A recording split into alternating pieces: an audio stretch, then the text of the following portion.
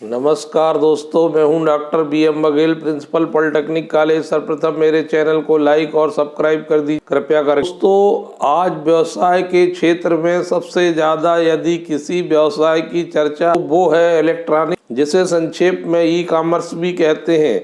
आज हर कोई की आहट को पहचान चुका है और अब शहरी क्षेत्रों तक सीमित न होकर धीरे धीरे ग्रामीण क्षेत्रों तक भी अपनी पहुंच बढ़ाते जा रहा। वो दिन दूर नहीं है जब ये सुदूर ग्रामीण क्षेत्रों तक भी पहुंच सकता है।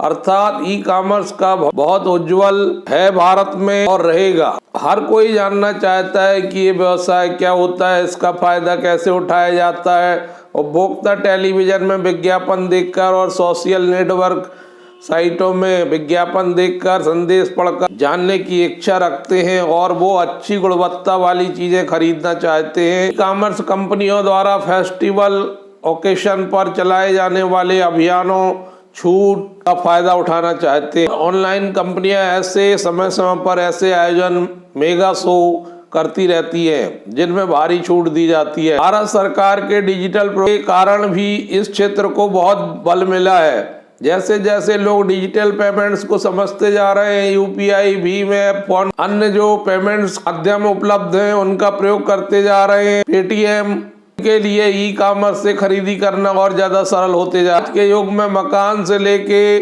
कार, मोबाइल और छोटी से छोटी चीज ई-कॉमर्स प्लेटफॉर्म में बिक रही है।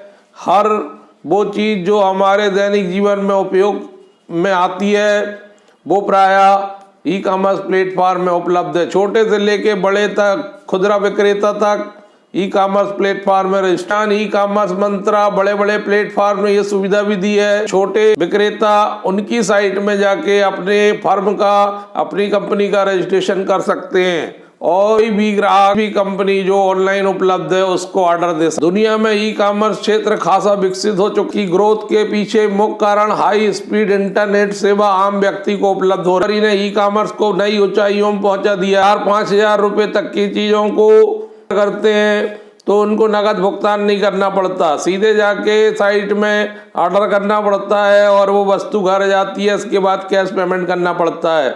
इसको कैश ऑन डिलीवरी और बिचौलिया की भूमिका रहा करती थी, जिसके कारण वस्तुओं के मूल्य बढ़ जाया करते थे। वो भी अब धीरे धीरे समाप्त। ऑनलाइन ई-कॉमर्स कंपनियों के बीच बड़ी प्रतिस्पर्धा देखने को मिल रही है।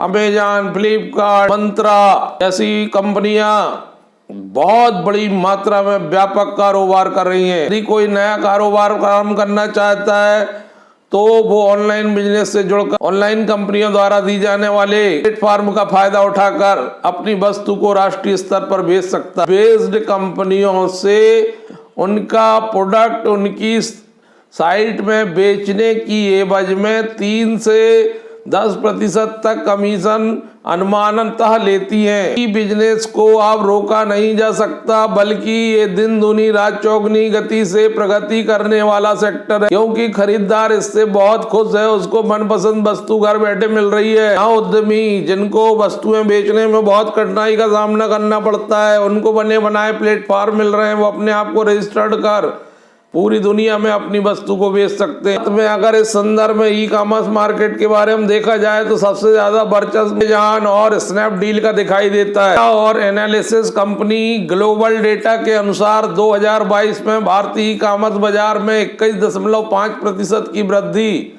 और 74.8 बिलियन डॉलर तक पहुंचने की उम्मीद। ई-कॉमर्स ने पिछले कुछ वर्षों में भारत में उपभोक्ताओं की खरीदारी के तरीके को बदल दिया है। जो इंटरनेट, स्मार्टफोन की पहुंच में वृद्धि, डिजिटल साक्षरता में वृद्धि और सरकार के पुश द्वारा समर्थित है। में ई-कॉमर्स भुगतान 2021 और 2025 के बीच 18.2% की चक्रवृद्धि वार्षिक वृद्धि दर CAGR जिसको कहते हैं कंपाउंड एनुअल ग्रोथ रेट के से बढ़कर 120.3 बिलियन डॉलर तक पहुंचने की। भारतीय उपभोक्ता महामारी से पहले भी कपड़े और इलेक्ट्रॉनिक जैसे सब मार्केट से खरीदने में अपने आप को सहज महसूस करते। वो किराने के सामान भी हमारे प्लेटफॉर्म से खरीदने में आगे आ रहे हैं। क्षेत्र के प्रमुख खिलाड़ी भारत में अमेजॉन और फ्लिपकार्ट के रूप में उभर कर सामने आए। ई-कॉमर्स ने भारत में इलेक्ट्रॉनिक भुगतान को भी बढ़ावा दिया है। गैर नकद भुगतान का समर्थन करने के लिए फ्लिपकार्ट ने जून 2000 डिलीवरी से सेगमेंट के लिए त्वरित प्रक्रिया QR कोड आधारित भुगतान शुरू किया। इससे उपभोक्ताओं को यूनिफाइड पेमेंट इंटरफेस UPI के माध्यम से नकद से डिजिटल भुगतान पर स्विच करने में मदद मिली। भारत में 2022 के अंत तक 228 मिलियन मूल सामाजिक वाणिज्यिक उपभोक्ता हो सकता। वर्तमान उपयोगकर्ता आधार से 45% की छलांग की खरीदार ऑनलाइन सामान खरीदने के नए नए तरीके खोजते रहते हैं। अब खरीदार YouTube, WhatsApp, Facebook, Instagram के माध्यम से वस्तुओं को खरीद रहे हैं। भारत में कुल ऑनलाइन खरीदारों का 53% हिस्सा $157 बिलियन सोशल खरीदारों से आ रहा है। भारत में गूगल समर्थित video platform YouTube social commerce के लिए उपयोग किए जाने वाले प्लेटफॉर्म के रूप में आगे बढ़ रहा है। इसके बाद मेटा के स्वामित्व वाले WhatsApp और फिर Facebook का स्थान आता है। भारत में छोटे खरीदार इंस्टाग्राम, फेसबुक पर खरीदारी करना पसंद करते हैं, जबकि पुराने ग्राहक फेसबुक और व्हाट्सएप पर खरीदारी करना पसंद करते हैं। रिपोर्ट के अनुसार सोशल कॉमर्स यूजर्स के भविष्य में शेयर चैट से ऑनलाइन खरीदी करने की बहुत संभावना है। सर्वेक्षण में शामिल 58% से अधिक दुकानदारों ने कहा कि वे इन प्लेटफॉर्म्स पर समय बिताने और खरीदारी में अपने आप को सहज महसूस करते हैं। उपयोगकर्ता ऐसे प्लेटफॉर्म्स के लिए तैयार होते हैं क्योंकि उनको रिकमेंडेशन और हो जाती है, जिससे उनको निर्णय लेने में मदद में मोबाइल और टैबलेट एक्सेसरीज को सोशल मीडिया प्लेटफॉर्म पर सबसे ज़्यादा खरीदे जाने वाले उत्पादों के रूप में लिस्टेड किया गया है। सबसे पहले अपने फ़ोन को ढूंढते हैं, मोबाइल को ढूंढने के बाद व्हाट्सएप और फेसबुक को देखते हैं, और व्हाट्सएप और फेसबुक एक प्रकार से का एक अभिन्न अंग बन गया और इन्हीं में उनको और ऑनलाइन बाजार की जानकारी मिलती है। और सोशल मीडिया में वस्तु के बारे में बहुत विस्तार से जानकारी मिल जाती है, इसलिए खरीदारों को निर्णय लेने में भी आसानी होती है। इन प्लेटफॉर्मों को चलाना जानते हैं तो वो आसानी से इन वस्तुओं को खरीदने के लिए कर पाते हैं। इससे बिक्री लगातार ई-कॉमर्स की बढ़ते जा रही है। भारत में लगातार इंटरनेट का डेटा और इंटरनेट के उपभोक्ता, स्मार्टफोन के उपभोक्ता बढ़ते जा रहे हैं।